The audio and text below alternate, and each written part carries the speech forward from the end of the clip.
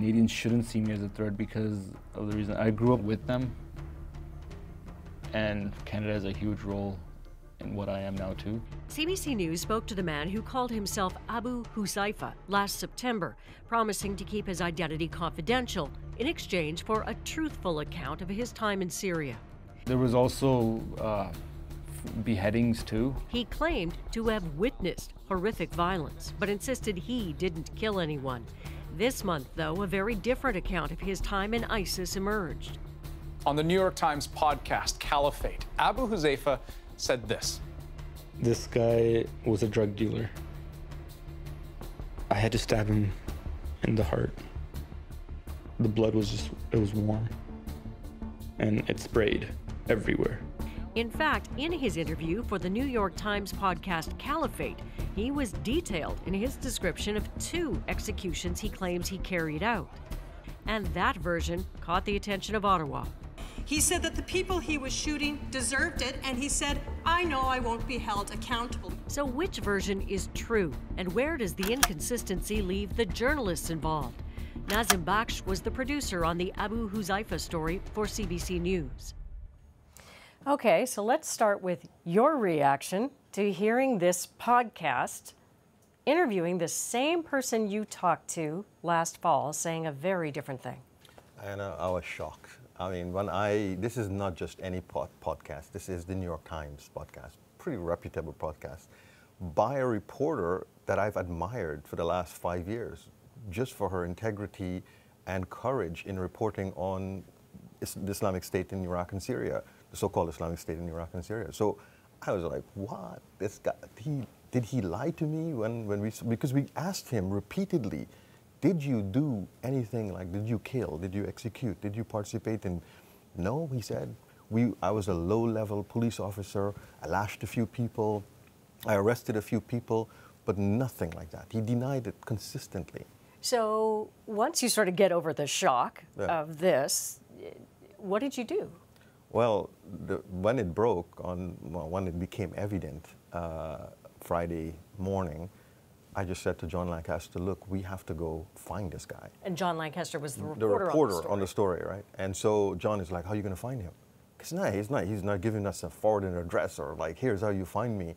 We did the story, we moved on, we did other things. So we went out, we actually found him, we tracked him down, and we sat him down, and I said to him repeatedly, 5, 6 times, why did you tell Rukmini Callimachi these things? These are very detailed involvement that you had in Syria and Iraq.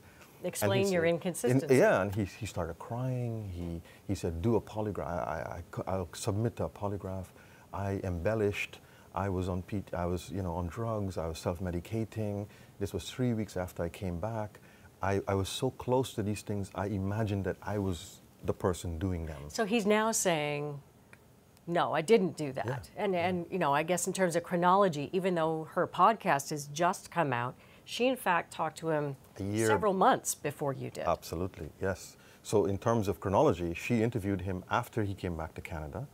Then we interviewed him almost a year later, right? And so, but we aired our story right away, and her story is only now rolling out, our podcast. So, I mean, when we agree to conceal someone's identity, it's not a quick decision that we make in the moment. I mean, there's a whole protocol that has to be gone through here about doing that because it removes a person from accountability. But the deal was, you tell us the truth. We won't show who you are now because he goes by a different name. So where does that stand now for you? Holding a promise that I made. You know, look, I mean, these are 2 very different versions of the story. I made a promise to him that I would conceal your identity after he requested it. He wouldn't have talked to us had we not concealed his identity, which meant that he expressed a real fear that there could be a backlash against him. He's a student at university. He has a life, he works, he lives in suburban Ontario, in Toronto, sorry, and you know, he's afraid that he's going to get a backlash. So now I'm faced with a real dilemma, right? You know, that fear, that concern that he has doesn't change, but I'm holding a promise. And so it raises a really difficult question that I as a journalist have, you know, whether he lied to me or he lied to Rukmini Callimachi, or he lied to both of us. And where does that sit with you now? What's, for you journalistically, where's the process at? Well, you know, look, I can only do, you know, as Carl Bernstein said, you know, we have to tell the best version of the truth that we can. We're not a court of law. I'm not a court of law. I don't pretend to be a law enforcement officer. But I think that the ball is in law enforcement hands now. They have to determine whether Abu Huzaifa told CBC the truth or he told the New York Times the truth.